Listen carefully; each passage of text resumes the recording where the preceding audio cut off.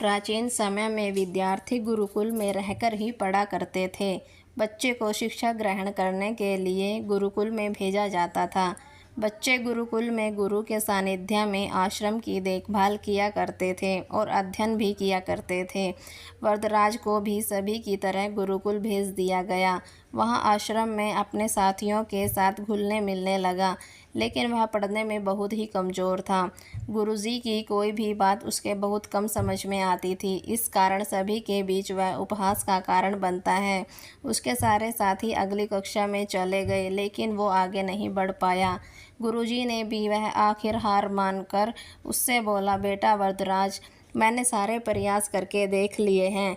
अब यही उचित होगा कि तुम यहाँ अपना समय बर्बाद मत करो, अपने घर चले जाओ और घर वालों के काम में मदद करो।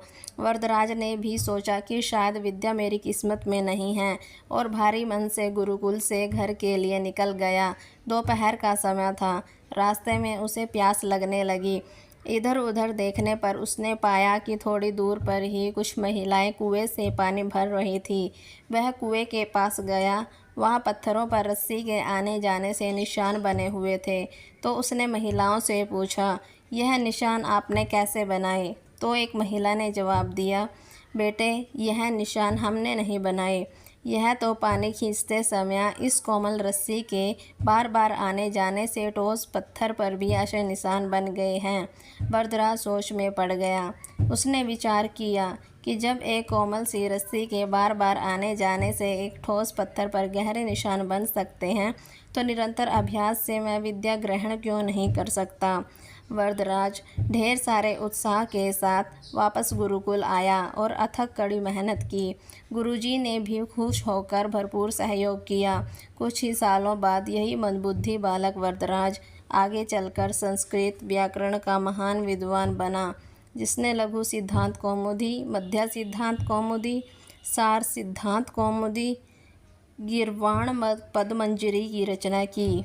शिक्षा दोस्तों, अभ्यास की शक्ति का तो कहना ही क्या है। यह आपके हर सपने को पूरा करेगी।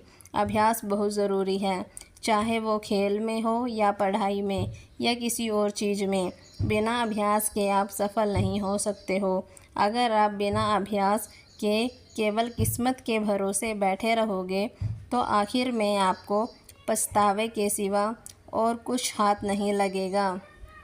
इसलिए अभ्यास के साथ धैर्य, परिश्रम और लगन रखकर आप अपनी मंजिल को पाने के लिए जुट जाएं।